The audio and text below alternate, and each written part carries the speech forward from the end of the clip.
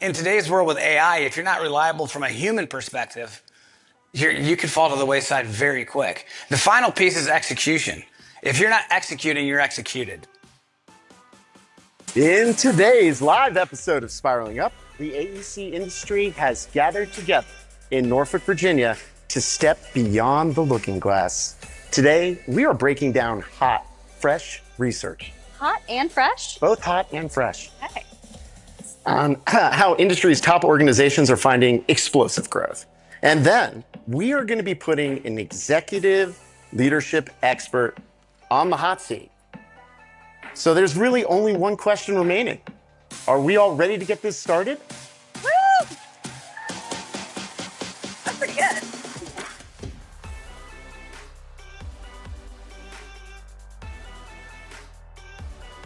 Welcome to Spiraling Up, the podcast for professional services marketers and business leaders. My name is Mary Blanche, and as always, I am joined by my witty and sometimes slightly unhinged co-host, Mr. Joe Pope. I always enjoy hearing what adjective you come up with next. I try. Yeah. So as you can see, this is not a typical closing keynote. When our marketing and branding agency, Hinge, created the Spiraling Up podcast at the beginning of last year, we had a major goal, and that was to provide a platform for industry thought leaders to be able to gather together and share their insights in a form that isn't boring. That's right, no generic interviews on the Spiraling Up podcast. On our podcasts, we play games. But typically, we're recording a podcast safely hidden behind a computer screen, usually wearing sweatpants and with the benefit of post-production cuts. But thanks to the CIRC Planning Committee, we don't get that today. In fact, I had to put pants on. Real pants. And there are no cuts. We are doing this live together and in person. Apologies in advance for when I stumble over my words. There is a very specific data-driven reason, though, that we've gathered together on this stage. That's right. So every year, Hinge conducts the High Growth Study, where we are looking to find out what the fastest growing firms are doing differently. And for the second year running now, AI, incorporating it into your business strategy, has been the number one business concern. But there has been another massive shift that we've seen. So in a world where AI can write our proposals for us or write a blog in 10 seconds flat, it's actually authenticity that has become the scarcest resource.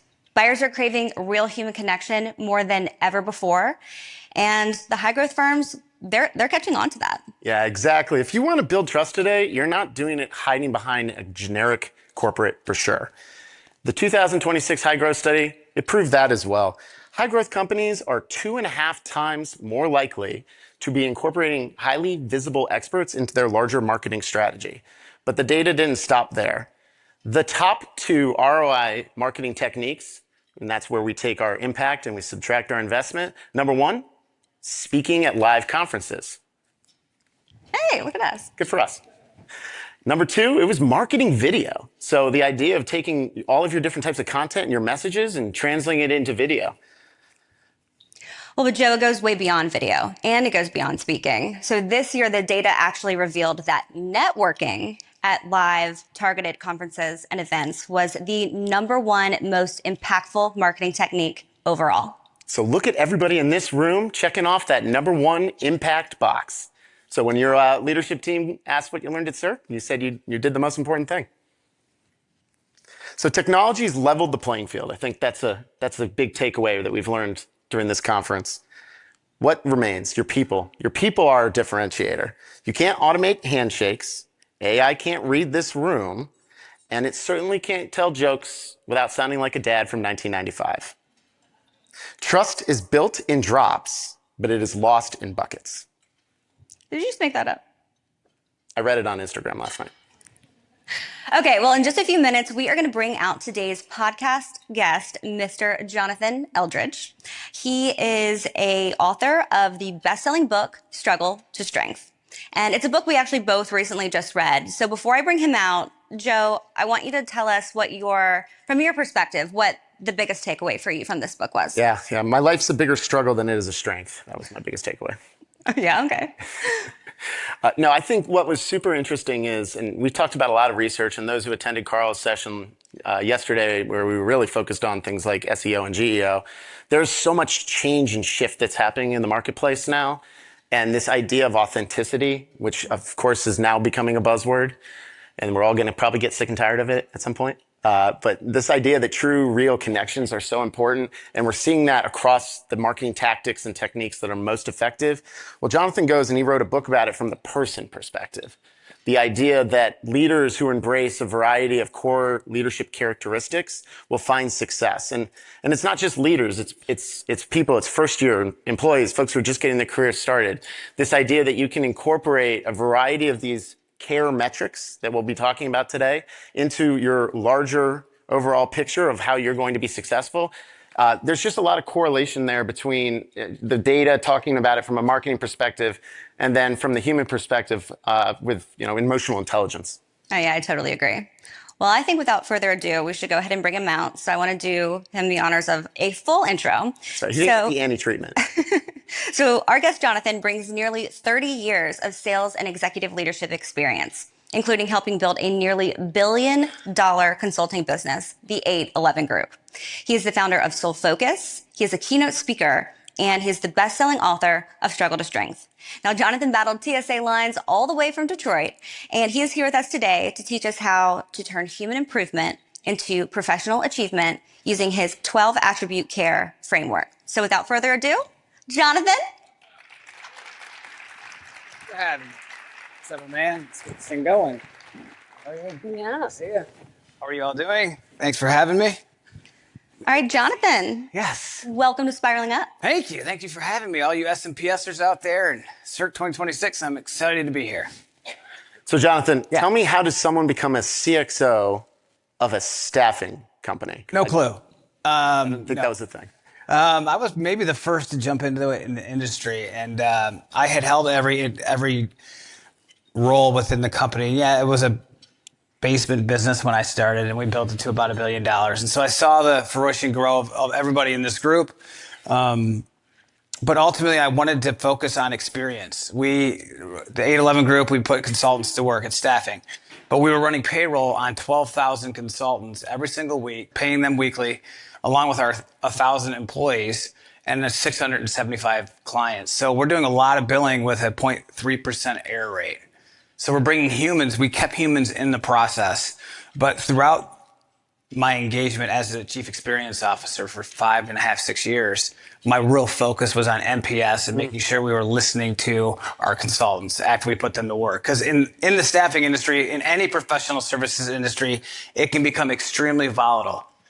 And so if you can get great reviews in a volatile environment, you're doing something right. And we would always say, we're not looking for fives. We didn't put this together for perfection. We put it together to get better. So we were looking for 3s and 4s so we could improve. Well, Jonathan, you just mentioned the NPS. What was your ROI? So huge. Once we finally got an established tool that could give us the feedback right away, I was really concerned, like, what are we going to come back with? Like, what's it finally going to say? And we came back at a 76 was our first Net Promoter Score. And if anybody's familiar with that in this room, anything over 70 is world class. Currently, to date, the 811 Group's over 80. And they do that, again, because they've cared. And we're going to talk a lot about that one word, care, because I found that throughout all of my career, asking over and over again with managers, why are you choosing us over larger firms, over firms that had established AEC groups in some cases, right? We didn't have marketing. We didn't have people that were helping with proposals. We were doing it all on our own. So being able to have that world-class status was something we could really fall back on. Yeah. I was proud of that. Yeah, absolutely. So let's dive into care, because I think this is a concept that, as we were talking about, we learned about reading your book, but I think that there's natural takeaways that the audience can really gain from maybe a story or two. Yeah, absolutely. So when I put this system together, this framework around care and asking clients about it, there were 4 principal attributes that stuck out. And it's much harder to do than you think. And there's a reason why the rest of the blocks aren't filled in. But at its core, and then the foundational pieces, you have to be consistent. Consistent is about repetition. It's about your reputation. It's not about doing something over and over again. It's how you show up. What's your attitude? And if you can't do that consistently, you lack trust, and clients will go on to somebody else who can be consistent. So that was the first piece of it. And I was like, gosh, there's a lot of companies out there. Number one brands in America right now have always been consistent. Starbucks, Coca-Cola, Amazon, Costco. Those are brands that have stood the test of time. Domino's Pizza, we're going to talk about in a little bit here, for sure. But consistency is so important. But when you think about that's great. That's part of your identity. But if you can't adapt, what's the point? If you can, in the AEC industry, everything is shifting. Timelines are shifting. More information is needed. You're submitting into a black hole. Your marketing team is working on a campaign, but you didn't meet the client, so you don't really know the impact of it, but you're supposed to put in all kinds of passion towards it. I argue that this room should be in front of the clients, should be talking to clients about what you're doing, what you need in an RFP. What are you looking for that's going to stand out? Now, those are important variables that factor into why we were able to win and why we were able to grow our company. We took recruiters with us on meetings. We were involving the experts, we're going to talk about that, in the actual close of the sale. Yeah. And that's so important. The third piece is really your brand ambassador. That's being reliable. Clients come back because you're reliable. If you can't be reliable, they'll go on to there's other choices out there. And in today's world with AI, if you're not reliable from a human perspective, you could fall to the wayside very quick. The final piece is execution. If you're not executing, you're executed, especially in today's world. There are platforms out there that can do a lot of the writing out there, that can put proposals together, but the human element is so vital to what you're doing, and that's where this whole framework came from. So now think about it. It's so easy. Like, Jonathan, these words are easy. Put consistent in front of the other three and tell me you do it every day. Are you consistently adaptable? Consistently reliable? Consistently executing? It's really, really hard to do, but everyone in this room has the capability to do it. And I'm going to dive more into that in just a minute here. So you referenced that we could talk about Domino's. What stood out to you about Domino's? So I started giving my keynote speeches about 10 years ago. I was so blown away with Domino's, right? The first pizza company where you could order, like, see it online, like, here it is, going in the oven, and it says getting made. And I wanted it to be extra crispy, and then I wanted it to come to my backyard. What they were doing was letting you in on how they developed the product. They were also selling their data. Who in here is selling your data? How hard have you worked? Does the client know how hard you worked on putting the RFP together? What's the purpose for the RFP? Domino's thought, gosh, you know what? Let's let them into what we're doing. Let's show them how the pizza's made. Now, if you look at 25 years later, number one, Domino's is still the number one pizza brand in America. They've tried a lot of things that haven't necessarily worked. Some have. The Domino's delivery cars, that was an interesting one. But they've tried a lot of different things and stuck with it, and they're still the number one brand in America. But now every local pizza shop, including your mom and pops on the corner, have that app, and you can watch the pizza getting made. They were the first to really dive in, to adapt to a new way of doing. Instead of just ordering a pizza, you were ordering an experience. You know, if you think about Starbucks, Starbucks. How much money you spend there? Too much. Yeah. I go there every day. And I walk in there and they're like, hey, Jonathan, 6:15, 6:30 every morning. And I'm like, man, that's great. I talked to them. But one day I walked in there and I got a message and it was like, you're awesome. And I'm like, cool. I'm going to show my wife. I went home and I showed my wife, hey, Danielle, look, I'm awesome. And she's like, oh, there's one on mine too. Okay. And then I went there the next day and I saw that they were writing on all of them. I'm not important anymore. But then I asked, well, why are you doing that? I mean, there's a line out the door. It's really packed. Starbucks is really quick, but they're stopping to write a message.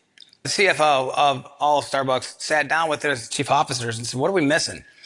They became way too transactional. The relationship was gone. The days of the barista were gone with Starbucks. They still make a great product. I don't like going anywhere else. But it was all transactional. It was just a receipt. And that's sad. So what they did was like, we're going to start writing on every cup that goes out this door. And they do. And they've become consistent with it. Starbucks, one of those chains, one of those brands that has stuck and stayed the test of time. And that's why people pay $6 for a flat oat milk iced espresso, whatever I get every day. I think it's like $12. Right. So and then the final piece, and all of you, some of you might be heading to the airport after this. The airport industry, think about luggage 25 years ago. It was a joke. If you're going to San Francisco, it might end up in San Diego. Okay? But when they put RFID tags on it, you got to see what your luggage was getting on the plane with you. You got to see, you got that security and comfort of knowing where your luggage was. And even if something goes wrong, they have a third-party vendor that can bring it to where you're at within a couple hours. They got really good at making sure that they could be reliable. They got consistent with making sure luggage got to where it was supposed to get to, even in weather delays or when TSA doesn't show up, right? There's a lot of issues right now, and the airline industry has been able to pivot. So think about major storms and you show up at your final location. The client sees the 5% of that marketing campaign, of that RFP, but they don't know the hours of effort that went into making sure that the roller coaster ride behind those drapes makes sure that your luggage goes to the right place. It's the same thing with selling your data out in this industry. You got to let the clients know what you're doing because there's so much work behind the scenes. And behind the scenes is where everything gets done. That's where vision becomes reality. So within the 811 group, as we grew, the one thing we lacked was the development of HQ. I made sure we started to develop an HQ, a proposal writing team, an RFP responding team, a full marketing team, a legal team, an IT team. And I saw now with 185 internal HQ employees, and all of them have a voice. All of them lead. There isn't one leader. Leaders don't lead with title or tenure. They lead with passion and purpose. So think about those brands. And now think about how you elevate your brand or your company in this industry. The question you should be asking yourselves isn't, what's the identity of my company? The question you should be asking yourselves is, what is your identity within it? How are you part of the business plan? And if your leadership hasn't included you, get involved with the business plan. Your clients want to know who you are because you guys are the ones doing the work. And look, in every one of the closes, there's a rainmaker, a lone wolf, a relationship builder, somebody that can shake hands and kiss babies. Team sport.